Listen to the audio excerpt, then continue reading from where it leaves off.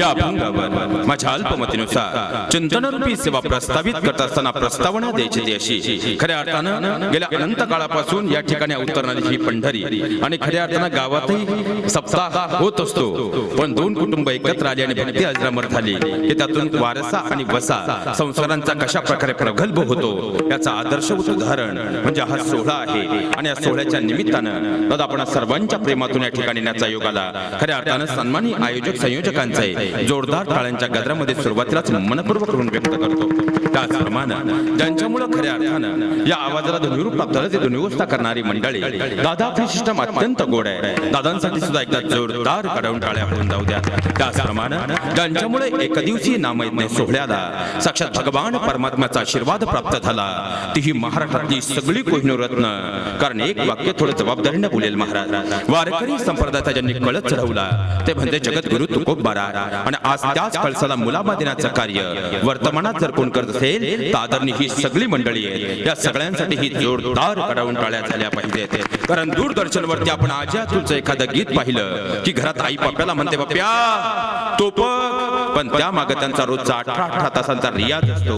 माझ्या महाराष्ट्राचा हा शेतकरी, माझ्या महाराष्ट्राचा हा वारकरी आणि धर्मावर संकट आलं होता धारकरी असेल ती चटणी भाकर खातात, आपल्या शेतामध्ये नोकरीमध्ये व्यवसायामध्ये राब राब राबतात, पण जेव्हा नामयज्ञ सोहळ्याला उभे राहतात असा काही संवर्धन करता परमात्म्यालाही तो ऐकावाच लागतो. माझ्या महाराष्ट्राचा हा शेतकरी, माझ्या महाराष्ट्राचा हा वारकरी आणि धर्मावर संकट आलं होता धारकरी दिवसभर आपल्या नोकरी व्यवसायामध्ये काम करून तिघांच्याही हाताला गठ्ठे पडलेले आहे, पण जेव्हा खऱ्या अर्थानं हार्मोनियमवरती बोट जातं आणि मृदुंगावरती थाप पडते असा काही मृतमणी बाहेर येतो, परमात्म्यालाही तो ऐकावाच लागतो. दादा आपल्या तिघांच्या चरणावर साष्टांग दंडवत प्रणिपात करतो.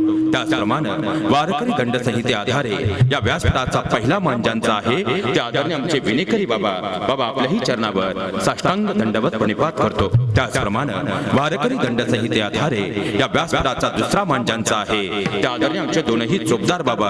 कारण लक्षात घ्या महाराज, खऱ्या अर्थानं वारकरी संप्रदाय हा भक्ती आणि शक्तीचा संगम साधणारा संप्रदाय आहे.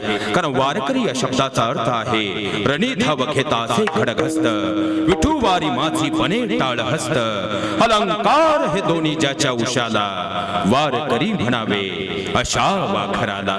म्हणजे तो कीर्तनामध्ये उभा असताना तल्लीनतेने टाळामध्ये मुग्ध होतो, पण जर दैव देश आणि धर्मावर संकट आलं तर त्याच टाळांचा शस्त्र म्हणून वापर करतो.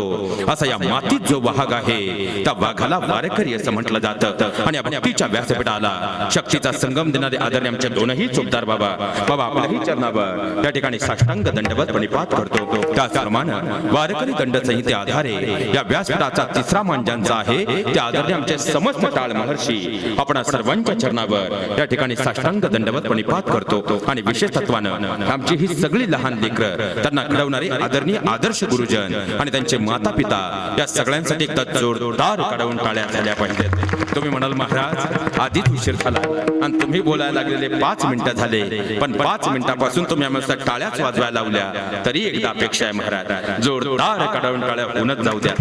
कारण या सगळ्या टाळ्या तुमच्यासाठी महिला वर्ग.